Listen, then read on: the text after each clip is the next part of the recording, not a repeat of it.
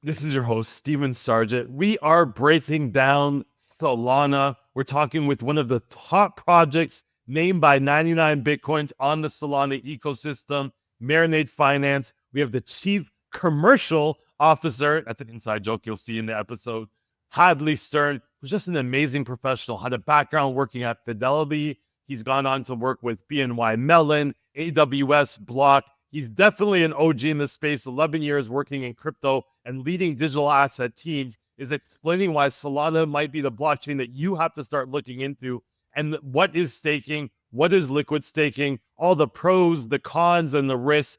This is one of my favorite episodes when it comes to talking about a blockchain that we all know and love from a builder's perspective. So if you're anywhere working in a financial institution, you're trying to understand more about blockchain, Solana might be the place to start, specifically with Marinade Finance. Listen to this episode. I'm guaranteeing you're going to love it. I'm going to meet Hadley probably at Consensus here in Blockchain Week in Toronto in a few weeks. So I'm excited to do a follow-up episode, maybe they're live with them. I'll let you know. Talk soon. This is your host, Stephen Sargeant, the Around the Coin podcast. We have a little bit of a Canadian connection here. Somebody that was, grew up in Ottawa. I'm here based out of Toronto. We have Hadley Stern, the Chief Compliance Officer, or Chief Commercial Officer. I'm so used to saying Compliance Officer when talking to people. Chief Commercial Officer of Marinade Finance, named one of the top projects on Solana by 99 Bitcoins, which is a huge accomplishment. I know I grew up learning about Bitcoin and blockchain on that platform. So to be named as a top Solana project is something pretty interesting. Hadley, tell me a little bit about yourself. Then we're going to dive into your background, all the digital asset teams that you worked with and led throughout these years. Sure. Yeah. So first of all, thanks for having me on the pod. It's great to be here. And yeah, Chief Commercial Officer, you're not the first person that made that mistake. And normally job descriptions, it's like whatever, but you don't want to be Chief Compliance Officer. Let's be real here. You do not want that mistake. So Chief Commercial Officer, thanks for clarifying that. Yeah, so Hadley Stern, Chief Commercial Officer at Marinade Finance, a leading staking solution provider on the Solana platform. Been here coming up on almost a year. And yeah, been in crypto quite a long time, and also have a Canadian connection. So looking forward to diving into everything crypto, and maybe we'll throw some Canada stuff in there too. I love it. A lot going on in Canada, including, Bitcoin spot or Solana spot Solana ETF spot, just yeah. got announced last week. We're always the Yeah. leaders when it comes to spot ETFs. Whether people use them as much as they do in the US is a completely different conversation, but it's great to see Solana. What are your thoughts on that? Before we even jump into your background, what are your Sure. thoughts about on the Solana spot ETF in Canada? Is that huge news? Is it Oh not yeah. news until it hits US? No, it's news. It's absolutely news. And Canada has been great in being a leader in the crypto space, particularly in the ETF market, as you noted. So all those things are incredibly helpful because it sets gets the commercial and operational engine in motion to actually make these products work. So having a country like Canada take the lead is definitely, very helpful, not only just for the US, but I think globally for the maturation of the asset class. And in this case for Solana. So very excited to see that, and excited to see these products come down here. And we're working with a few companies on that as well. I would love to hear your thoughts. I know, speaking about Canadian connections, Solana, Vitalik had some, I would say, negative words about some of the Solana projects. What are your thoughts about Vitalik speaking on Solana? And is he missing some of the things because he is so focused on the Ethereum network? Yeah, I mean, first of all due respect to him. I mean, so yeah, I do think, and since I've been in this space, it's coming up on I think 11 years now. So when I first joined, there was no ETH. Right.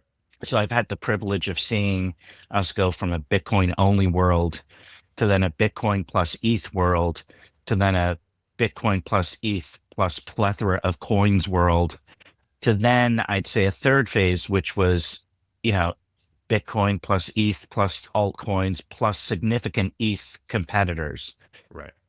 whether it's Cardano, Aave, Avalanche, and now Solana. So we're in a very, we've gone through many different cycles. And I think what he may be missing a little, and when I joined Marinade Finance, one of the things that I needed to do a lot of due diligence on was Solana, because we only operate on the Solana blockchain. So if you're like not into it, or if you don't believe in it, that it doesn't really make sense. And one of the things that I really love about Solana that I think Vitalik may be missing is that, yes, it's an incredible technology with some innovations, proof of history, et cetera. So that's sort of the what, but the how the Solana ecosystem functions, how the foundation functions in a very business-like, strategic, hands-on, but hands-off way, with this balance of like not being involved in every project and not thinking it can just, fund everything, but also, picking usually the winners and then letting the community blossom. So if I was to sit down with Vitalik, I'd say, a foundation isn't just about the technology, it's also about the business and the building. I love that. And it's hard too, right? If I'm going to give advice about podcasts, I'm going to use my experience with my podcast Yeah. as like my kind of foundational point. So everything that doesn't look exactly like the way I'm doing it here seems foreign or maybe not right because of the success I'm having with my style of podcast. But there's other Yeah. people looking at it like, hey, we do it completely different. We have Yeah. similar or better success than you. There's no really right or wrong way. I think it's looking at it from your lens of like, hey, this is the way a blockchain is supposed to work. You're not doing Yeah. it exactly the way we would do it over here. I think everyone has to take that with a grain of salt. Yeah. But you talked about being in Bitcoin for 11 years, or at least crypto for 11 years. And Yeah. I'm assuming if you're talking about 11 years, it's Bitcoin only at that time. Yeah. That's around the time, maybe a little earlier than I got into the space, or at least knowledge of the space. But you were working at Fidelity Investments for over 17 years. So you Yeah. started in social media, you kind of worked your way around Yeah. to Fidelity Labs. What were you doing? What's Fidelity Labs for those I don't know? Because I feel like that might have been at the impetus of your innovative Sure. style through Fidelity. Yeah. So like many organizations, Fidelity Labs has changed throughout the years. It still exists, but when I was there, really the remit of the group that I was a part of was any new tech. It was very much more technology focused initially. So as new technologies came out, cloud, mobile, social, things that seem very passe now, what was the opportunity and what was the threat to Fidelity Investments? So for example, again, it's going to sound very passe. I was there. I was in the room when Steve Jobs announced the iPhone at WWDC in 2008. So that device comes out. What do you do as a Fidelity? Do you ignore it? Do you recreate your website for a mobile screen, the first of its kind? And then when the App Store API infrastructure or SDK was released about 6 months later, do we build a dedicated app? And so our group was mandated with researching those things, making decisions and proposals on what to do and what not to do. And then if the decision was to do it, to build it. So in that case, we did build Fidelity's first iPhone app. Yes, again, seems very passe, helped launch Fidelity on Facebook and Twitter, which was wild back in the day of what Twitter was like, although it's even wilder now, I guess. And then I think we reached that. It's always been cycle. wild. Yeah. And then some technology projects like cloud infrastructure that aren't necessarily customer facing, but are really important. So it's within that context that I came to Bitcoin. I love that. I'm curious about like how quickly you would move. Like I remember my bank, like at some point, like, 5-6 years after internet banking, then they would have a representative standing outside the bank, kind of pointing you towards, setting up your online account versus going to a teller. But that was a long time after I was using, digital banking. Was Fidelity, do you feel like really quick in moving, or like, doing a lot of research first, making sure that you had the support of your users and customers before launching? Like, what was your approach from such a large institution? Very, very aggressive. So, Fidelity is a very unique company. It's privately held, so it's not a public company. So it has different economic dynamics. And when I was there, and I think it's still said by people from there, that in many ways it's a technology company that happens to offer financial services rather than a financial services company that uses technology. So it's a very forward thinking. The chairman, and then his daughter, Abigail Johnson, who took over and is now the president CEO, very forward thinking from a technology standpoint. She is the reason I got into Bitcoin. She's the reason all of us at Fidelity got into Bitcoin. It was her vision. And I can talk about that a little bit more. But no, we moved quickly. When we decided to do an iPhone app, it was, the first of its kind in the category in the App Store within a few months. Um, and we also did some weird stuff like, when apps on TVs were a big deal, we did that. We avoided Second Life, and there's a little bit of context of why I mentioned that in my Fidelity story. I don't know if you remember Second Life, but this virtual world, Linden Dollars, and Linden dollars. it was like Linden every dollars. company has to have a presence in Second Life, and we're like, okay, yeah, and no, we didn't do it, but we also launched some things like the TV app stuff. So it was a real mix, and that was the kind of context. But yeah, moved very quickly, and that is the culture that set the groundwork for why Fidelity was so aggressive early on in adopting Bitcoin. Even, and maybe not just Fidelity, you worked obviously at places like Block and Amazon Web Services, BNY Mellon.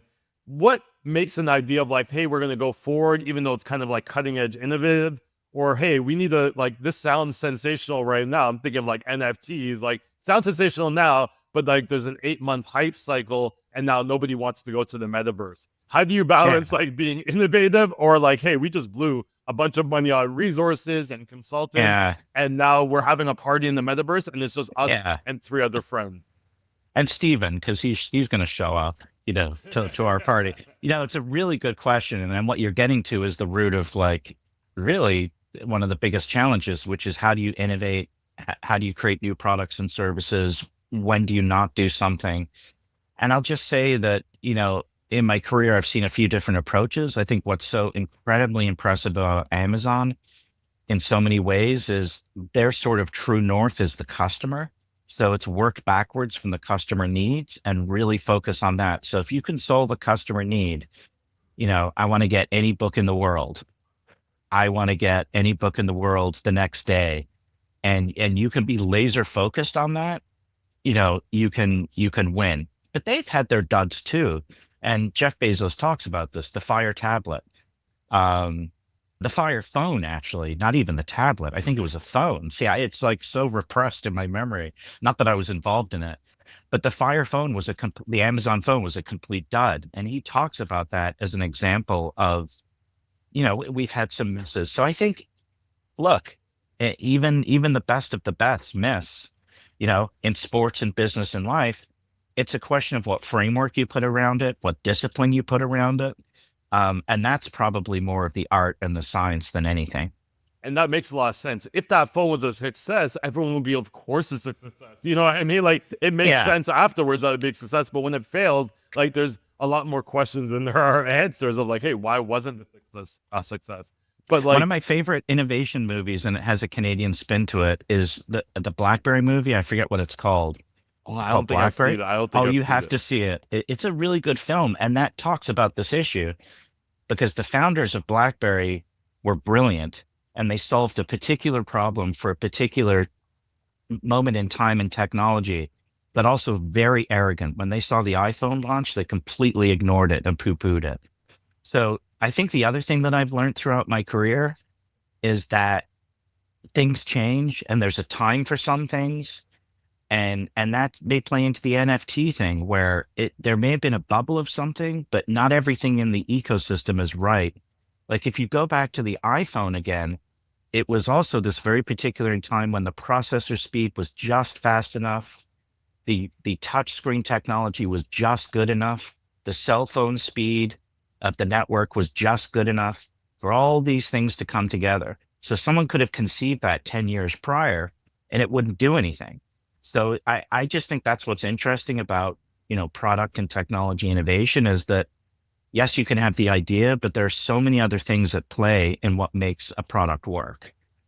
And as your point about like knowing what the customer wants and putting it out there, we're also not listening to what the customer says and more on what the customer does or how they act, right? Everyone said, Mhm. I'm not going to use an iPhone because I like touching the buttons, not realizing we were always optimizing for speed and Yeah. convenience, which is why we went from phones, from pagers. Pagers were something that, you got a buzz for some of our younger Yeah. listeners that probably see them. like like the arcade Game Boy I have here. That's how pagers are now. It's like, hey, what was that? Uh, What's that thing? I'm curious. You've been to all these amazing companies. You've picked up so many experiences. leading digital asset teams. Yeah. In 2024, where, let's be realistic, you could go anywhere. Any company would want to have Yeah. your commercial and business savviness background. Why Marinade? Like, and not to say that Marinade's not great, but Yeah. No. why the move to like, hey, let me go into DeFi, Sol, staking, liquid staking, versus like, hey, like, who's the biggest, brand now? Like, let me go to Coinbase and, Yeah. handle their base blockchain.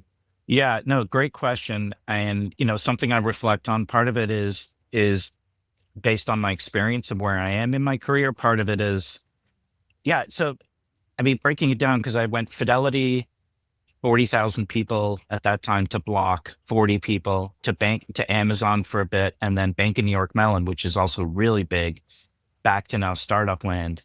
I mean, the Bank of New York Mellon experience, which was every experience in life, I think is a great and positive experience. That was just because the ability to build a custody platform for a bank for digital assets was just too tempting a challenge to walk away from. But I walked away from it largely because of SAB 121, which really put the pause on the business.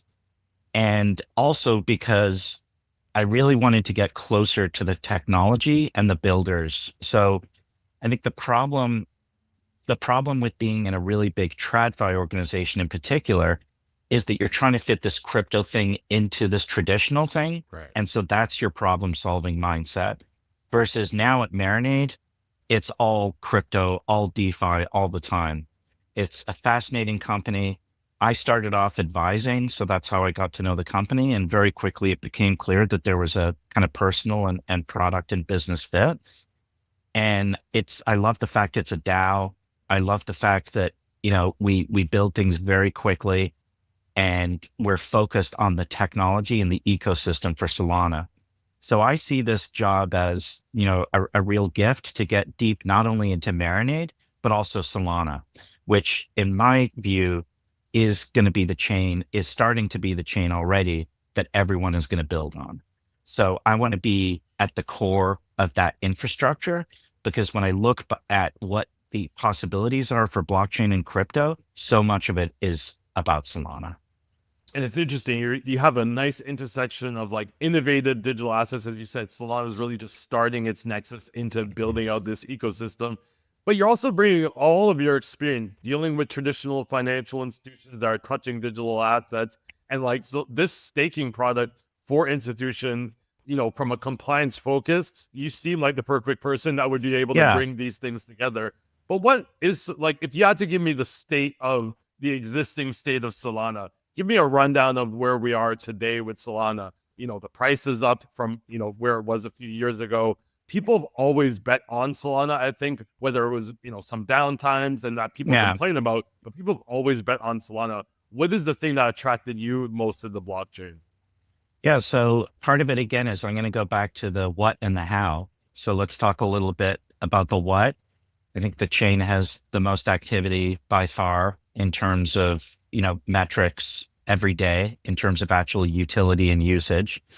On the institutional side, I was introduced to Marinade by Nick Dukoff, who's the head of institutional at the foundation. And he and the team there have done a fabulous job. Not selling Solana, but just helping explain it. So you have companies like Societe Generale, BlackRock, Franklin Templeton, building and issuing real world assets on chain. I mean, that's an incredible thing. And so, from the institutional adoption side of incredibly healthy. And the technology just continues to evolve at a lightning pace. So one of the things I love about Solana is it's a builder community. You ship. And then I go back to the how side as well. Mature people increasingly coming into the ecosystem, helping build. And yes, my one superpower in life, which is kind of an odd one, but you'll appreciate this from a compliance standpoint, is helping institutions adopt and build crypto and digital asset products. So Marinade has about 2 billion US total value locked up. And about 12 to 18 months ago was getting more and more institutional interest. And my role there as chief commercial officer is, yes, to help drive business, but to also help build the compliance regulatory framework so that we can work with the best institutions in the world.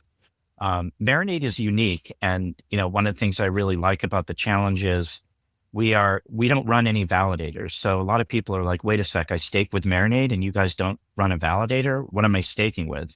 Well, when a user stakes with us or an institution, say Stephen stakes 1,000 Sol, we take that Sol and distribute it, adjust it every 48-hour epoch to the top performing validators. And so that model is a very, and by the way, those validators interact with us all through a command line interface. So it's a very DeFi, very tech kind of protocol. How do you bring that to institutions, which we are, is the challenge. But can you explain what is the existing? You're saying like this is a new way of doing things. What is the existing system? If you went to another blockchain, they're using their own validators, which means it's a little bit more centralized, less decentralized, than what you're Yeah. proceeding, which is always going to be a risk when you're dealing with cryptocurrency or Web3. So it's more on the institutional side in terms of like if you go to Coinbase and you say stake my Sol, your Solana is being staked on one Coinbase validator. Right. Or if you look at our competition, Canadian company Figment, French company Kiln, if they go to a Bank of New York Mellon and say, we'd like to be your Solana staking provider, they would stake to just one Figment instance or Kiln instance. Marinade is different, and we do this for a couple of reasons. We do it for yield, so we're able to offer a higher yield because of the way our system operates. And then we're also able to support decentralization, which is a very important theme for any blockchain. It was existential when Solana first started, which is how Marinade started about 3+ years ago, was the idea of helping support decentralization of the network. But it's going to continue to be. 6% of Bitcoin is now held in ETFs, which is incredible. Almost all of that is with one custodian. So I don't think that's what Satoshi had in mind when he created Bitcoin. Right. And we want to help make sure that Solana stays healthy and decentralized so that we don't end up with pockets of centralization as institutions adopt blockchains. And we also believe, and this comes from some of my Fidelity days when I was at Fidelity very early on, one of the first questions was, should we mine?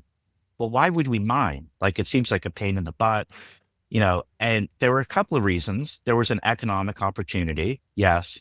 But the other was that if Fidelity is going to build businesses that utilize Bitcoin, we should be a good citizen and we should help verify the network. And so same thing in Solana. If you're an institution, you're going to be a good citizen.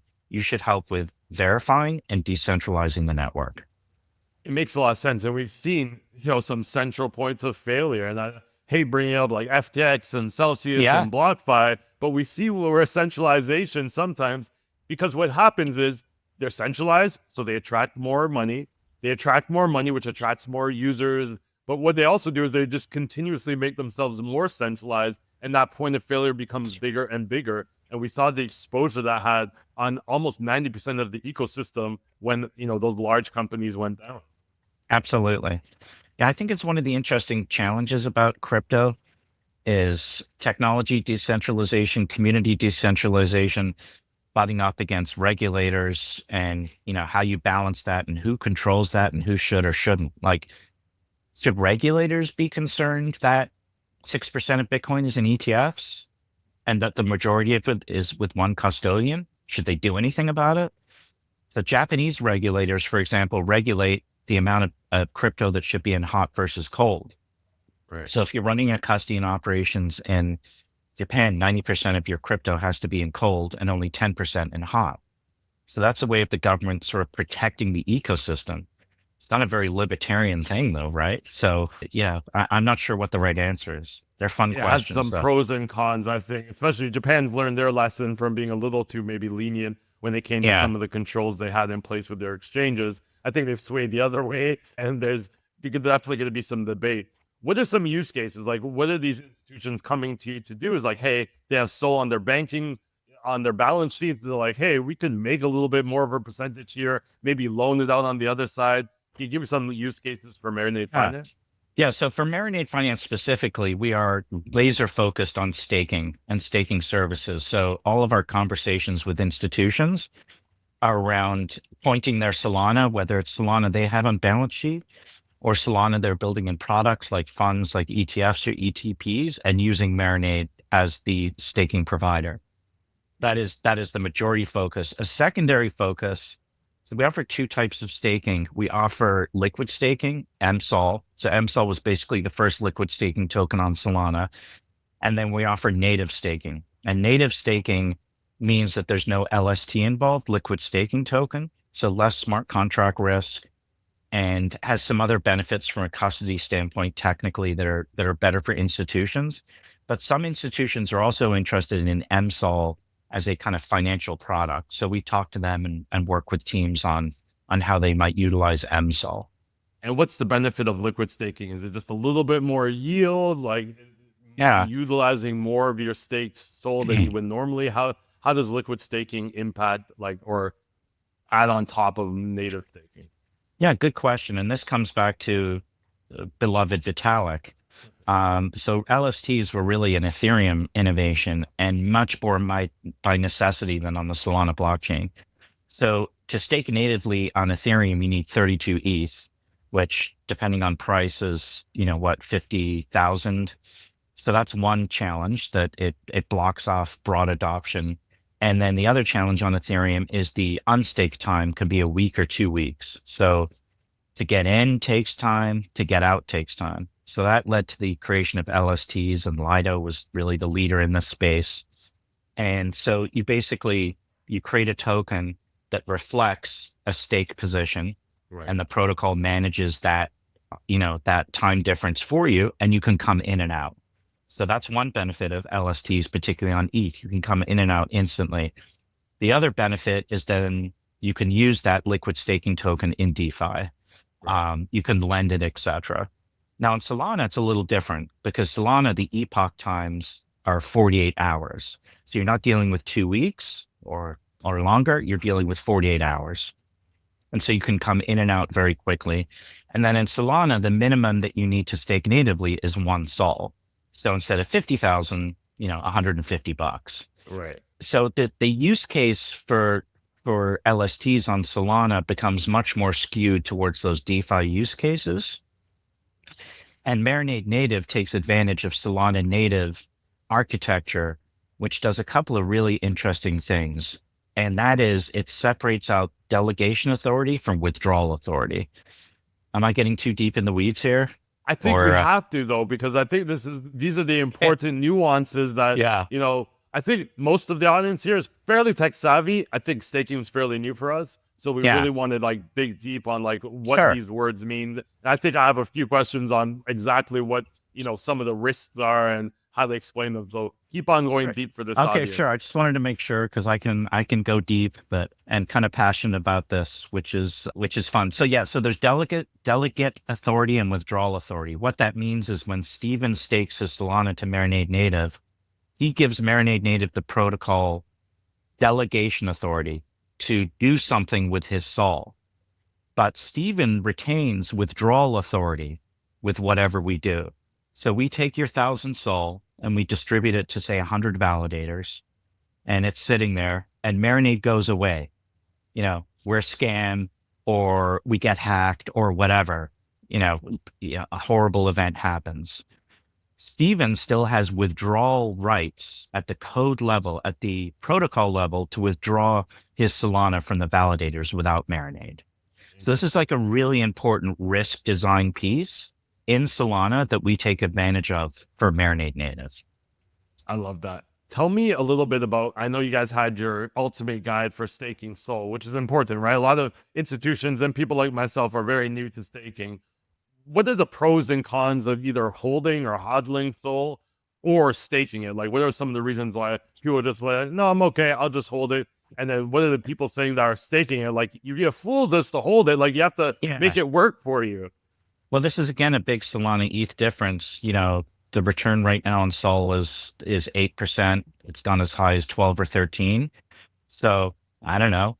Do you want to not earn 10% on an asset for not really doing anything and also helping support a network?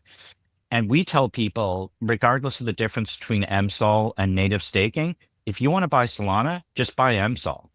It's built in and it's available on exchanges. So holding Solana on its own is, doesn't really make a lot of sense. Now, getting back to risk, I already talked about, liquid staking tokens. There is smart contract risk in liquid staking tokens. So then you could say, and this is where it gets a bit rabbit hole-ish.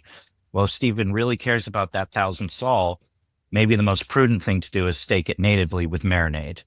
And, and then you sort of set it and forget it. And then you can come in and out if you need that 1,000 sol. You got to wait 48 hours right now, although we're working on an instant unstake feature.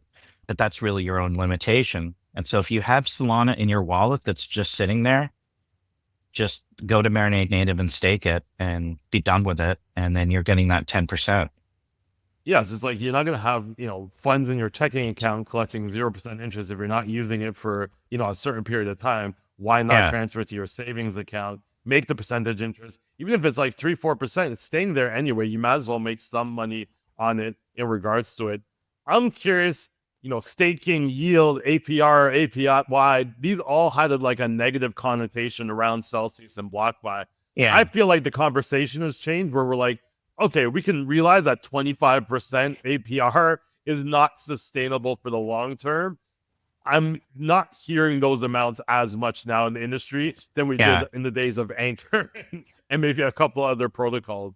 What are your thoughts? Have we kind of have we gotten out of this speculative nature where these are like, Yeah. hey, this is what a real return should look like versus like just going after the highest returns that people are promoting on Twitter? This is actually a place where I think regulation can help. I think language can help and standards can help. So we're a member of the Proof of Stake Alliance, which is a lobbying group for staking. And one of our sort of premises that when we talk to regulators is that staking should only be defined as a product as yield that you get from programmatically supporting a blockchain, meaning it should never be staking is lending out or rehypothecating or doing stuff in DeFi. Staking is very clearly just one thing and one thing only. So this is where as an industry and for consumer protection, we have to continue to be diligent. And yes, there was a period of time in our industry when words like earn were used and it's sort of conflated with staking. And maybe it was a mix of different things, but it really had nothing to do with staking. It was just lending and doing all sorts of nonsense. So I think that's something that's really important for our industry to get right is staking is staking. And the risk with staking is if something goes kaput with the blockchain, and that's it. Yeah. And there are very unique risks and there are risks in everything in life. So yes, there are risks there. We should state them and we should study them and understand them, but it's not like a 3 hours kind of risk. Like it's a very particular kind of risk and that's it.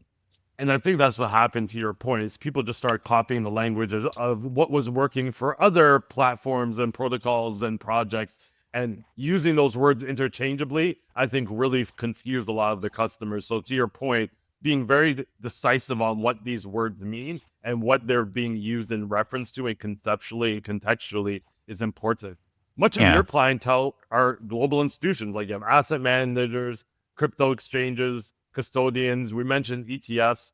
What have been the biggest benefits? Like, give me the landscape of this sole Canadian spot ETF and how like companies could work with you, or like what would be the services that you could leverage for these companies that are thinking about getting involved in Solana-based ETFs.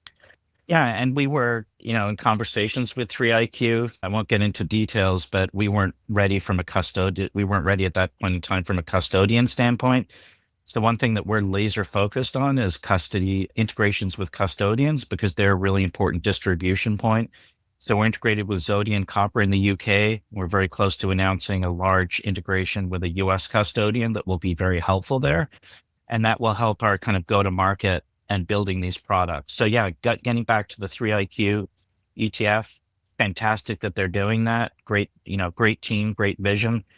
And I believe I think they're working with Figment, also know them very well and have friends who work there. So, it's crypto's a small industry. Staking's a smaller industry within crypto. Yeah, exactly. So we all know each other. So I think it's nothing but positive as the industry moves forward. And I feel like there's a vision that every company is going to turn into a blockchain-based company and have, some type of crypto or digital assets on their balance sheets. So it's going to be more than enough TAM to go around. Fred Pye, I don't Yeah. know him directly or personally, but I've seen like him from like 2017, like dealing with the regulators and lawsuit, like trying to get through to see these successes finally for 3IQ is inspirational for people that actually believed in the sustainability of the ecosystem, especially here in Canada. These are huge wins. I don't think everyone sees. Everyone sees like ETF, it's so easy, you just launch it. But I think the Winklevoss Uh, twins saw that, a decade ago. See all these ETFs pop up. They're like, hey man, we've been like working on this for like a decade. It's not as easy as it looks like when we're seeing the results we have. yeah, You I think work with, that's, yeah, go ahead. so I was just going to add one thing that occurred to me. I think that's really important to say in the industry because we all build upon the shoulders of others. The Bitcoin ETF took 10 years and a lawsuit from Grayscale. Um, so each thing is like, we can't forget those things and that each thing builds upon itself. And so, everyone has to respect the different teams building the right things. The bad teams we can disrespect. But the good teams we got to give credit to. Yeah, and somebody has to pay those. Like somebody has to pay for those lawsuits Yeah. and those early applications. Yeah. And I even find in crypto too, a lot of people like, and I'm not defending some of the characteristics of like a Binance, for instance, but we have to remember early days in crypto. If you weren't a little bit shady or like were able to finesse certain bank accounts and names, we none of us would be here because every customer that dealt with a crypto exchange would be out of business because those bank accounts would be shut down. So it's easy to look 12 years and say, oh, we're doing everything so compliance focused. I agree with that. But if it wasn't for these companies, there would be no industry to kind of piggyback on to launch our products. I think we have to give a little bit of consideration. We can't, Yeah. we can't totally get rid of like, hey, compliance has to be a focus at some point, but we can't get rid of like, hey, some of these companies built out the infrastructure that allow any of us to operate because if every customer's bank account is shut down because they sent to a crypto exchange 10 years Yeah. ago, there would be no crypto or digital assets ecosystem to kind of build upon, which is what we've done. Yep.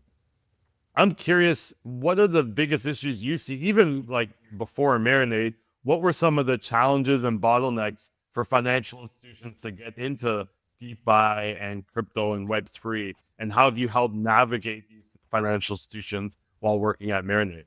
Yeah. I mean, this is a tough one because it's very hard to avoid the political here, which Mm. is also a tough and complicated and nuanced topic. But, I was down in DC with the Proof of Stake Alliance about 3 weeks ago for a lobbying week. And so meeting with House and Senate staff members on both sides, Democrat and Republican, also meeting with the SEC. And I've done that at Bank of New York Mellon. I've done that at Fidelity. Complete night and day. Complete night and day.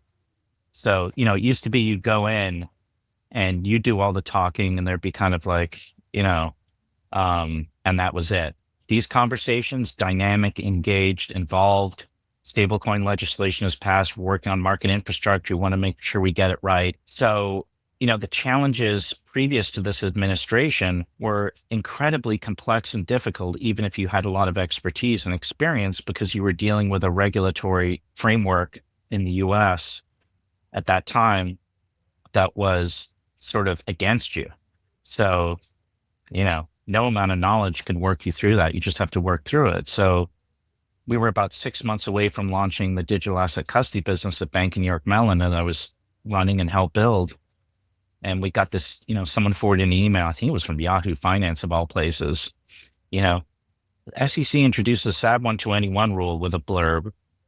I read it and I'm like, yeah, whatever, okay. And then next day it's all hands on deck.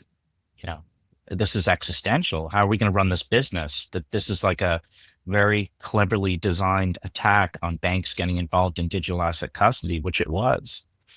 So, that gets back to there are some things in life that are within your control and some things that aren't. Now that we actually have that regulatory environment that makes sense, it's an incredibly creative and energizing time for our industry. The world may be falling apart with tariffs, and we may have this silly situation with what's going on between the US and Canada, but we'll have our crypto. Yeah, well, if maybe you guys want to, us to become a state so you can adopt our Solana Yeah, spot maybe ETFs that's without the having to go quickest through way. the SEC, maybe. Yeah. I'm curious from your stand. We talked about the administration. Have you noticed any trends? You've been almost a year at Marinade. We've seen Donald Trump move more in 30 days to 60 days than most other presidents when it comes to crypto. What are your thoughts? Have you noticed any trends, any more interest, more like discussions around like, hey, what is this staking and how does this apply? And how, I'm assuming a lot of what Marinade does is education around like Sure. financial institutions. Have you noticed any changes over the last year? Yeah. So at a macro level, incredible change. So the US was like verboten to now it's the place to be. And we're actually going to build stuff. Pretty much every TradFi institution is now switched back on and very focused on it.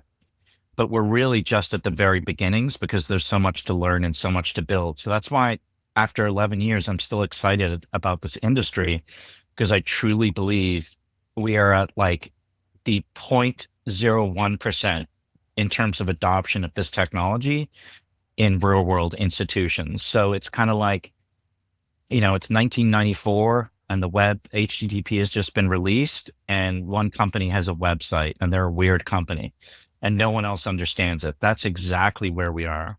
So when I talk about, you look at Builder and BlackRock issuing assets on chain with Solana as a leading indicator, that's how early we are. So I think it's very energizing because we're early. We've got all the crypto people with all their years of experience ready to build and come in. And then we've got a regulatory environment that looks ripe to work with the industry. So I'm excited. And then, yes, as it relates to staking and Marinade, one of the things that we talk about is that staking is not just about yield. I mean, that's a great thing. Staking is about supporting the underlying infrastructure of the tech platform that is going to come. So when a company stakes, when someone supports staking, yes, they're making yield, but they are helping stand up the infrastructure of the future that they're looking to build on and take advantage of exactly and contribute to, right? So yeah you very rarely see that. Like nobody feels that way when they move funds from their checking to their savings account no at a local no bank. They're probably just like, hey, how come I can't get a branch manager yeah at the office past 3 o'clock is probably their biggest question. But when you're exactly building and supporting the ecosystem, that is actually going to benefit you in the long run. I think that's an important point. I think we miss a lot of times when we see the yield and the APYs and APRs. yeah What are your biggest regulatory requirements? Like you talked a little bit about the new administration and building regulations. Do you have regulatory requirements? You're still under kind of that DeFi space, but I know you said you have to partner with custodians. So what are some of the regulatory requirements that you have to consider? yeah I mean, regulatory requirements as Marinade, we're pretty much all set. Like in the US, we don't need MTLs and we know our regulatory framework. It's more, there's no staking in ETFs in the US right now. Okay, that's a bit of a problem. So the ETH applications originally included staking, Right. and the SEC said, sure, you can launch, but you got to take out staking. So that's what we got to solve as an industry now, and that's what's going on. It will happen first on ETH, and then it will flow down. So our regulatory challenges are, and a lot of it goes back to your insight around conflating staking with these crazy earn products. The regulators, so it's going in and educating them. This is what staking is. It's supporting the network. It's validators. It's not anything else. So our regulatory challenges come around making sure that these types of products can be more mainstream and actually be built. What do you think their concern is? I could be wrong, but I think some of the stablecoin regulations was also around yield-bearing products. Like they did not want to include that. Yeah. Is this all around yield? Is it all around the promotion of yield? Like what's their biggest concern, do you think?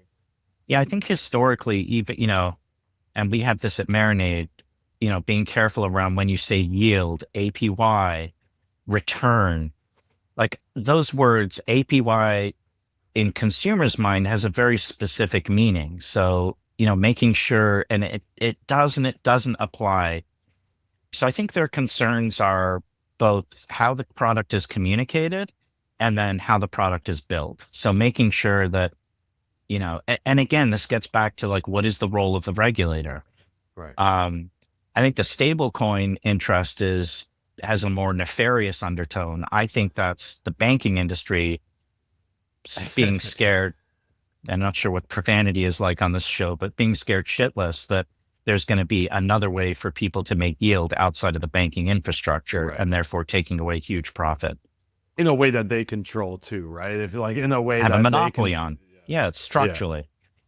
Yeah. I'm curious. You do have offices in the EU. Where does some Mika come in? I don't think you'd be considered as like a technology service provider. So I don't know if Dora kind of applies to you, Mhm. but there's all these gray areas. It's like technically you're providing the technology, but you're not really integrated, maybe. Where do you sit in the EU when it comes to regulation? And do you have some like further considerations that you might have to be mindful of as the EU continues emerging regulations and legislation within their region? Good question. So yeah, the company not only has location in EU, but is a Prague-founded company. So most of the company sits in Prague. There's a few of us in the US and someone in Paris.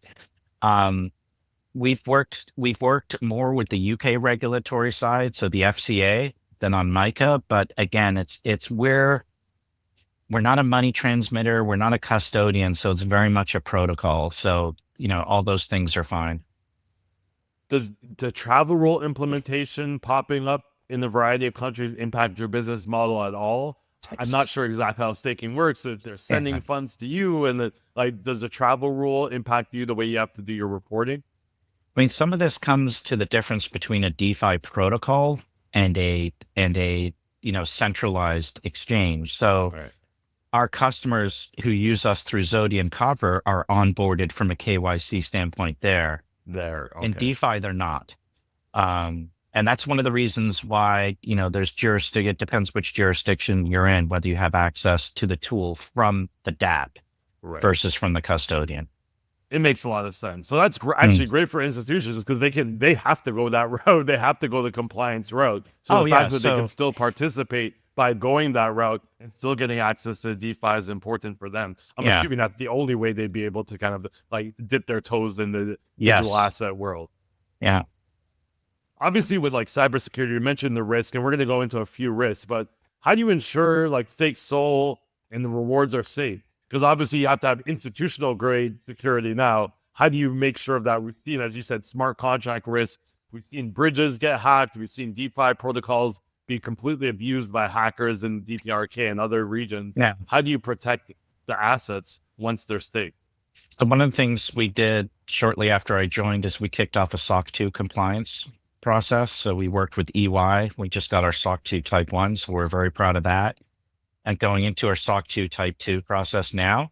So these are just structural things that you need to do when you offer institutional products it also has the added advantage of being true. It's not just a certificate. I don't know if you've ever gone through a SOC 2, but it's quite a laborious process.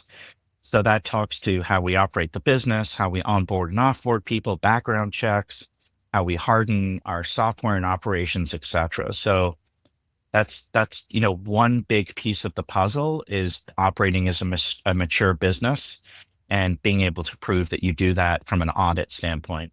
And those are the types of things you've seen, become standard in the institutional crypto space. So that's something we lean on heavily. And that leads to, a hardening of all of our infrastructure, which has been running for 3+ years. I love it. What are, in the report, I read something about some of the risks and considerations that everyone in this ecosystem, but specifically for Marinade as well, have to consider. Maybe can I go through a couple and then you can kind of give me a Sure. high level of Let's what do this it. means and how do you mitigate the risk? So Yeah. slashing risk, this is something we hear a lot. Well, what is Mm. slashing risk? That's an incredibly easy answer in Solana. There is no slashing on Solana. So slashing is something that may come to Solana, and it has to do with sort of punishing a validator who is either misbehaving or trying to do sneaky things like double spend. And you basically slash their ability to earn rewards. Not an issue on Solana. It doesn't exist. Is that a good thing though? Like, let's just say I'm staking, but I'm not acting properly. I would lose the staked It amount. Is probably that is a not good a thing. good thing for the ecosystem, or is It that like is. And that's one of the reasons it's on the roadmap for Solana to figure out. I would expect to see it within a year.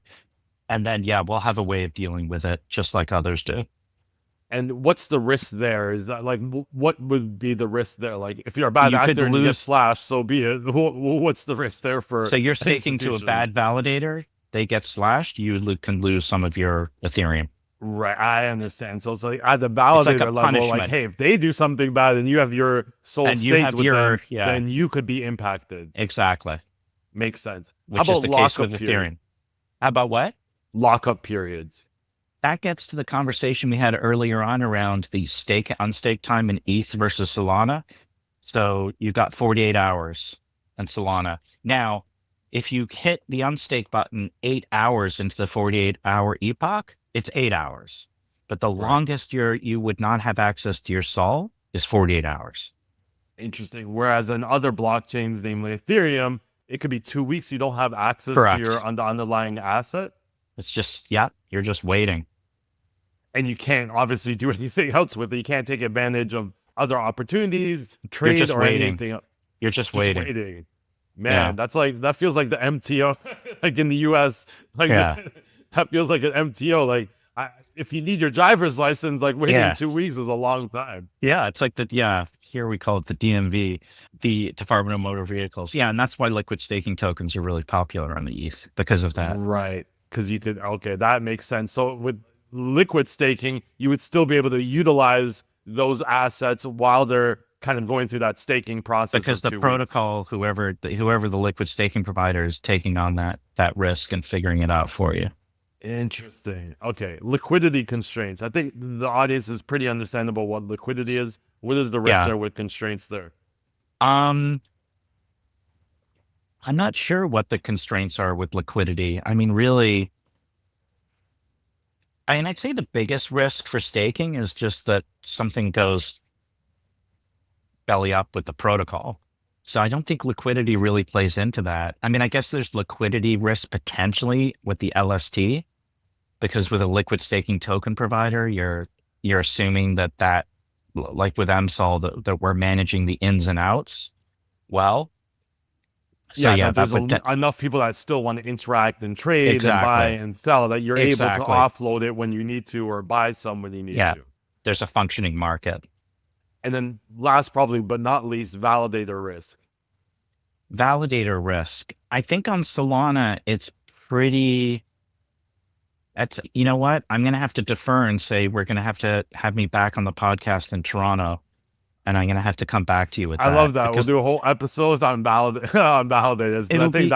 It'll be the top one.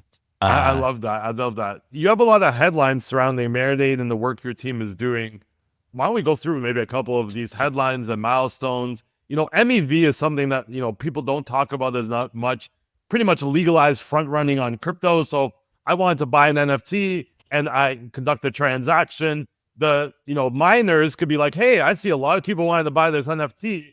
I have all the transactions are for this NFT. I'll just put my transaction ahead of theirs and I'll buy the NFT and everyone else will lose out on that opportunity. Is that a great way of explaining MEV, or do you have any other analogies that you'd love to use? Yeah, I mean, I think it's good. It's about prioritizing and ordering the transactions at that level. And yes, like anything in blockchain, and this is the same with staking and the same with validators, unfortunately, these technologies can be used for good and bad. And this is where pressure testing comes in. And whether it's sandwiching or front running or these types of things, the protocols are very aware of it, including Solana, and working on toolings and solutions to deal with it. So in many ways, these things aren't a surprise. They're just things that need to be dealt with. Right. You just launched a new staking rewards feature where now people can receive reports, track their rewards, which I'm sure a lot of people love to do, just like they love to look at, they're always on OpenSea seeing what offers they're getting. What was this on the original roadmap, or is this something like customers were demanding, like, hey, I want to print out this report for this purpose or that purpose, or to show our board? Like, where are you seeing the rewards from? Was that from initial roadmap item or something new? Yeah, it was actually very much customers wanting to see the details. I mean, it's a little confusing how things come in and out and when they come in and out. So yeah, people obviously want to see detail and understand, all of that. So that was very much a customer co-development item coming from the community. I don't think we can talk about Solana without talking about the meme coin culture, Yeah. Pump Fund. You're actually Yeah. partnered with Pump Swap, which is their automated market maker, automatic market maker for the Pump Fund ecosystem. What's your lay of the land on how people should look at Pump Fund? Because I think we see a lot of people are like, hey, well, this got access to many that wouldn't be in crypto into crypto. But then once you open that access, that means anyone can come into crypto and kind of do Yeah. whatever they want with these tokens. And we saw both sides of that with Pump Fund. What are you doing with Pump Swap, and how should people look at Pump Fund? Is it more of like a casino type where it's like buyer beware, like everyone's kind of gambling, and if you lose Yeah. money, it's not a rug pull, you just gambled. I think it's, part of the edge of innovation on crypto where you have, things like this that are very innovative, but also push the envelope. So I do think it is very much a kind of buyer beware scenario. But that said, there's also, buyers should be involved with their own risk profile because there's a lot of creativity there. So, I don't view it as a good or bad thing. I think the whole meme coin thing is really interesting. I mean, it's interesting from a cultural angle. It's interesting from an economic angle. The way that I look at it is good or bad. Why did meme coins happen on Solana? Why? Why? Because they could, because there is no other blockchain that can support the issuance, the trading of assets in real time, in an insane real time like Solana. So to me, it's like a proof point for, that TradFi should take very seriously from a technology and product standpoint. Right. The fact that it's meme coins is kind of incidental to me. It's just what the platform can be used for. And you think like probably BlackRock and others are like, hey, why don't we replace meme coins with real world asset tokens? And, now we can use that same technology to power our ecosystem that's not speculative and that's focusing on one of the biggest scaling issues that most blockchain has, which is what you're saying, being able to mint, trade, and everything Yeah. at, real-time speeds. Again, the quality or lack thereof aside, when Trump coin was released, the Solana blockchain did 10% of the volume in NASDAQ in the first 24 hours without a hiccup. There were some hiccups on some of the DEXs, but the underlying protocol did its job. So that's kind of interesting. Okay, there's this thing that does 10%, 24 hours. Well, what about 20%? What about 100%? Why do we And I have all think these data centers and cloud platforms and mirrored databases and duplication and, why can't they I just think use sometimes you have Solana? to remove like platform technology from like taste, right? Yeah. Like I think Yeah. people are like, it's like looking at TikTok and saying, oh, it's a bunch of teenagers dancing, but yeah, $1 billion corporations are investing in it. They're, Yeah. sponsoring an ads. There's 17-year-olds making millions of dollars a month. Like that's, if you didn't like it, that's taste, right? Just like at my Yeah. age, I'm looking at like, this isn't real rap music. I used to listen to real rap Yeah. music. Like we have to separate like, hey, this is still something that the majority of humans are using. We have to look at it either from a creative or a Yeah. business lens versus like, this is just not for me when it's Yeah. definitely for a lot of people. Yeah. I'm curious. So one last thing I want to talk about is the stake auction marketplace. What Yeah. Sam is what you I'd guys love to call it. talk about it. It's really interesting. It is one of the Uh, most interesting things I thought. I know it's going through several phases. I think we've done at least 2 of the phases. Maybe you can talk me through what is SAM, sure. what are the phases, and what do we have to look forward to? Yeah. So SAM is truly unique. No other company on any protocol does this. So I mentioned that when Stephen stakes his 1,000 Sol, we distribute it to hundreds of validators. Well, how do we do that? How do the validators get picked? And the validators get picked in every epoch. They participate in a stake auction marketplace. So what does that mean? So if I'm a validator, I want as much Sol as possible to be able to make as much as I can. It's very hard to get Sol. How do I get it? Well, I can come to Marinade and I could bid for the right to receive some Solana to stake. And I can bid with portion of my MEV, portion of my fees, etc., in a competitive marketplace.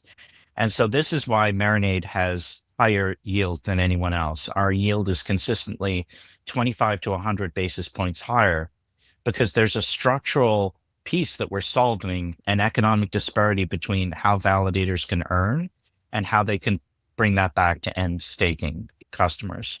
So that's a stake auction marketplace. It functions every epoch. Validators come in and out, bid, they win or they lose. and we give those rewards back to you, Stephen. And how is it weighted? Like, are you bidding on just like, hey, what's the lowest price a validator is willing to take? Or is it like things like, hey, it's the lowest price. Plus, they also have a great validator rating. I'm not sure if that's a thing, but they also have a great review Yeah, about being a that good that validator. So we're taking in lots of things into consideration that's versus just table like who has the stakes. lowest bid. Yeah, that's table stakes. You can't participate in Marinade over the long term if you're not a good validator, Okay. meaning you don't have good uptime, good performance, etc. Interesting. What are you thinking? Like, if I said, hey, tell me the future of staking, future of liquid staking, what does that look like to you? I think the future of staking is that it's just much more widespread. And, staking should be like this kind of financial product in the future once our world really runs on blockchains like Solana, where it's like turning on water that, Stephen will be staking, the companies that he works with will be staking because the Solana blockchain will just be a part of the underlying infrastructure of our lives, and staking will just be built into that. We're all helping support it. So it's this idea of decentralized infrastructure where everyone uses it and everyone benefits from it and is rewarded by that usage. You've worked with large financial institutions, and even AWS is still like part of a larger organization. Is there any industries or like subsectors of industries that are you like, hey, they should really be buying up some Sol, staking it because it could really benefit them? Or is it still just like the financial institutions that you believe should be taking advantage of it because they have so many assets under management? Yeah, I mean, I think it's not investment advice. So, people have to make their own decisions, but I'm obviously very bullish on Solana. So I think it's individuals, I think it's companies. I'm also very bullish on Solana blockchain being used for many use cases across TradFi, sports, medical. So it's sort of all the use cases that we think of. So I think at the very least, companies should be spinning up their own R&D efforts into Solana. They should be staking with Marinade so that they can learn about it, perhaps standing up their own validators and participating in Marinade that way. And more importantly, starting to build products on top of Solana. What products could they build in your like? Yeah, what products could they build? So real world assets right now. So, what you see companies like BlackRock and Society Generale doing, stablecoin infrastructure, any use case that a blockchain can help support.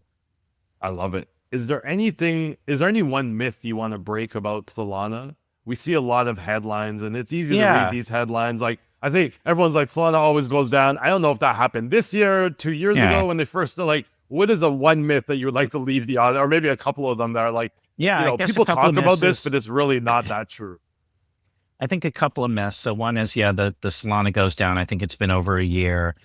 I think another myth is that Solana is a centralized chain. Not true. It's very decentralized from a validator ecosystem. There's over 1,300 validators, multiple validator clients being either there on board with Firedance or coming. Um, I mean, I guess I'm not as interested in the myths as the facts. Solana is just the most used chain, and people are building a lot of stuff on it. So I think people should just look at the projects. Just Google, Solana projects and look across the ecosystem, the wide variety of startups that are building, and look at what stuff people are building. So focus on the facts, not the myths. And I'm not that well. I remember when I was, researching about Solana and for this episode, like, hey, Marinade comes up at the top of a lot of those lists. And Yeah. people are really digging not only what you're bringing to the table, but the way you're going about educating, especially Yeah. institutions that kind of need that education the most. Marinade's being listed as one of the top projects, which is got to be good, feel good for you from like No, it's 99 Bitcoins, which is like a pillar of this, yeah. blockchain community, highlighting that. I think some of your team didn't even know. I was like sending them the message and Yes. like, oh, we didn't even see that.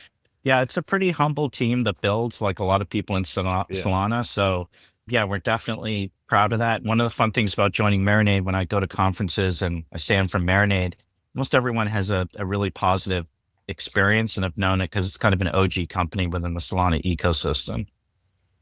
That's always great to hear. Any plans, any roadmap things we're gonna air this episode in about 3.5, 4 weeks. Anything you can maybe leave this audience with? Anything on the roadmap that's dropping or they should look out for? Let's chat in Toronto. That's awesome. I'm excited Okay. to hear that. where's the best place they can find you other than coming for Canadian Blockchain Week, which this episode should air before? What's the best place to find you? Twitter handle at Hadley Stern on LinkedIn. And, at a lot of conferences and events, going to be speaking at the Staking Summit in Dubai in about 10 days. Then going to be speaking at Consensus. So usually on the road, and happy to talk to people and get, if you're a Marinade customer who's listening to this or someone has any questions, would love to also hear candid feedback, because feedback is a gift. I love that. I think that's the first person on the episode that said, hey, give us some feedback. I love that about you and the company, always willing to listen to your customers. Hadley, it was so great to have you. We have to do this again. We might do this again in person or just chop it up, Yeah, we will. We can do house that. rules and just chop it up. And you can tell me all about your sole investment advice there so that these other guys can't take advantage of it. Okay, awesome. Thank you for having me on today. Thanks so much, Hadley.